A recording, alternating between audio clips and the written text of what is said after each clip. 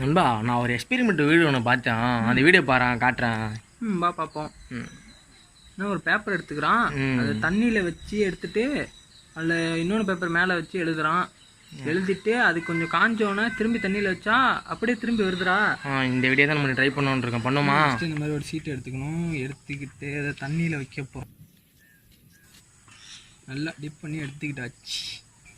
இந்த ஈரமான பேப்பரை இப்படி போட்டுக்கணும். ஃபஸ்ட்டு மேலே ஒரு தண்ணியில் நனையாத ஒரு பேப்பரை வச்சுட்டோம். ஏன்னா வழியே எழுதுறேன். லைட்டாக இப்படி எழுத வேண்டியதான், பேப்பர் கிளியாமல். அன்பேண்டான்னு எழுதியிருக்கோம். இது அப்படியே மேலே உள்ள பேப்பரை எடுக்க கீழே அந்த வந்திருக்கு.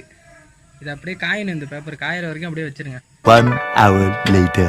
வெயிலில் வச்சோம், காஞ்சிட்டு இப்போ திரும்பி இதை தண்ணியில் வைக்க போகிறோம். இது அப்படியே நண்பேண்டா அப்படின்னு அப்படியே வருது வரோம். வச்சோன்னா நேம் அப்படியே வந்துருச்சு. உங்களுக்கு கரெக்டாக வந்துச்சு. உங்களுக்கு